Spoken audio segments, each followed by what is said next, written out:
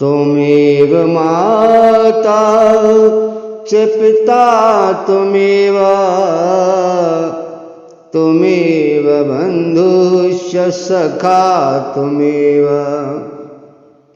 त्वमेव विद्या द्रविणं त्वमेव, त्वमेव सर्वं मम देवदेव। प्रियजन, छोटी या बड़ी जैसी भी कथा हो, श्रीमद् भागवत जी का प्रसंग हो, भगवान सत्यनारायण की कथा हो, उन सभी में आप अक्सर नैमिषारण्य के विषय में सुनते हैं कि शौनक आदि ऋषि नैमिषारण्य में कथा सुन रहे हैं। ये नैमिषारण्य क्या है? भागवत जी में बड़ा सुंदर प्रसंग दिया हुआ है और वायव्य तंत्र में भी श्री नैमिषारण्य का विषय दिया हुआ है तथा वाराह पुराण में भी नैमिषारण्य के विषय में लिखा हुआ है।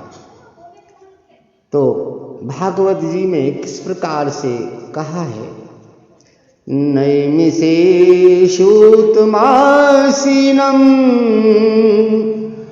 विवाद महामतम् कथामृतरसास्वाद कुशलः शौनको अब्रवीत। एक बार भगवत कथामृत का रसास्वादन करने में कुशल मुनिवर शौनक जी कौशिक वंशी ऋषि ने नैमिषारण्य क्षेत्र में विराजमान महामती सूत जी को पूछा, भक्ति ज्ञान विरागाप्तो विवेको वर्धते महान, माया मोह निराशस्य वैष्णवः क्रियते कथम। भक्ति ज्ञान और वैराग्य से प्राप्त होने वाले महान विवेक की प्राप्ति किस प्रकार होती है तथा वैष्णव जन किस प्रकार माया मोह से पीछा छुड़ाते हैं। तो ये कथा श्रीमद् भागवत जी का प्रारंभ नैमिषारण्य से ही हुआ। अब नैमिषारण्य इतना पवित्र कैसे हुआ और इस वन का नाम नैमिषारण्य कैसे पड़ा? नैमिषे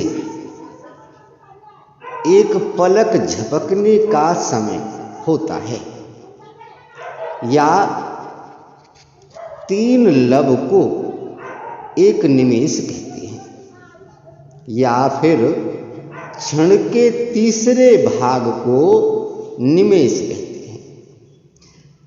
निमेष धन अरण्य, अरण्य माने होता है वन। निमेष धन अरण्य को जोड़ दिया जाए तो नैमिषारण्य बन जाता है। वायव्य तंत्र में कहा गया है कि इस विशिष्ट ब्रह्मांड के शिल्पी ब्रह्म ने एक ऐसे विराट चक्र की कल्पना की जो ब्रह्मांड को चारों ओर से घेर सके। इस विराट चक्र की धुरी पृथ्वी के एक विशिष्ट स्थान पर स्थित की गई जिसे नैमिषारण्य कहते हैं तथा वाराह पुराण में भी आता है कि इस स्थान पर यज्ञ करने से आसुरी शक्ति घटती है। अतः ब्राह्मण ऋषिगण तप में स्थित जीवात्माएं ऐसे यज्ञों को, ऐसे शुभ कर्मों को जो ईश्वर के प्रति हों, नेमी सारण्य में करना पसंद करते हैं।